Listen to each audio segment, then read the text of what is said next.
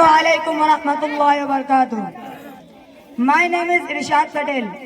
His name is Atiq Khan. His name is Jubair Mansoori. His name is Ayan Patel. His name is Riyaz Patel. We study in class 7th 8 Madrasa Faizul Ulum Kasampur. Where I am receiving both Dini Ta'lim modern education. मेरे प्यारे दोस्तों और उस्ताद हजरात, आज 15 अगस्त है हमारा स्वतंत्रता दिवस। यह वह दिन है जब हमारा भारत अंग्रेजों की गुलामी से आज़ाद हुआ था, लेकिन ये आज़ादी आसान नहीं थी। हमारे उलेमाओं और मुस्लिम भाइयों और देशवासियों ने अपनी जान दी। उनके दिल में वतन की मोहब्बत और आंखों में आज़ादी का सपना। उन्होंने रेशमी रुमाल तहरीक जैसे गुप्त आंदोलनों से अंग्रेजों को हराया और 1857 का जिहाद का फतवा दिया। और आज हम उलेमाओं की शहादत और उनकी बहादुरी की तारीफ सुनाएंगे। मैं दावा देता हूँ अतीक को जो आगे की बात बतलाए। मैं बताता हूँ कहानी उन शहीदों की जिनके खून से आजादी लिखी गई। दोस्तों, 1857 की क्रांति की बात सुनो। उस वक्त हमारे उलेमाओं ने अंग्रेजों के खिलाफ जिहाद का फतवा दिया।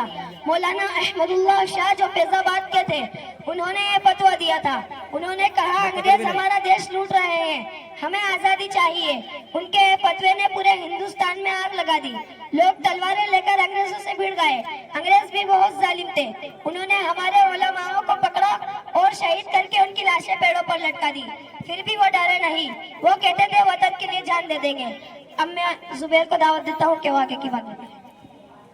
दोस्तों, अब सुनो रेशमी रुमाल तहरीक की तारीख। ये गुप्त जंग थी, मतलब जासूसों वाली जंग। मौलाना महमूद हसन जी ने शेखुल हिंद कहते हैं और मौलाना उबैदुल्लाह सिंधी ने इसे शुरू किया। उन्होंने देवबंद के मदरसे से इस तहरीक को शुरू किया।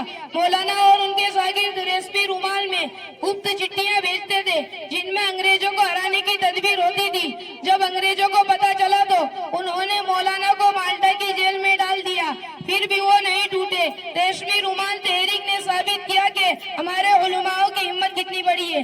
मैं दावत देता हूँ रियाज को, अयान को आगे की बात। मौलाना अब्दुल कलाम आजाद एक बड़े उलेमा और देशभक्त थे। उन्होंने अल हिलाल अखबार से लोगों की आजादी का जोश भरा। उनके शब्दों ने गांव-गांव में क्रांति की बात फैलाई। अंग्रेजों ने उन्हें जेल में डाला, पर वो डरे नहीं। उन्होंने कहा आजादी हमारा हक है और हम इसे लेंगे। इसी तरह टीपू सुल्तान, जिन्हें मैसूर का शेर कहा जाता है, उन्होंने अंग्रेजों से तलवार और तोपों से जंग लड़ी। वो अपने देश को गुलामी से बचाना चाहते थे। अंग्रेजों ने उनसे सब छीन लिया, पर उनकी बहादुरी आज भी जिंदा है।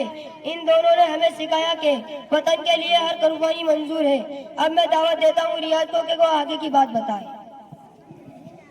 बहादुर शाह जफर जो आखिरी मुगल बादशाह थे, 1857 की क्रांति में सबके नेता बने और उन्होंने हिंदू मुसलमान को एक करके अंग्रेजों से लड़ाई लड़ी और अंग्रेजों ने उन्हें देश से निकाल दिया और वो रंगून में शहीद हुए। और उनकी शायरी आज भी हमें देश की वतन की मोहब्बत सिखाती है। वे मुस्लिम भाइयों बहनों ने भी कुर्बानियां दी। किसी ने घर छोड़ा, किसी ने जान दी, किसी ने आंसू बहाए और रेशमी रुमाल तारीख में मदरसों के बच्चों ने भी मदद की।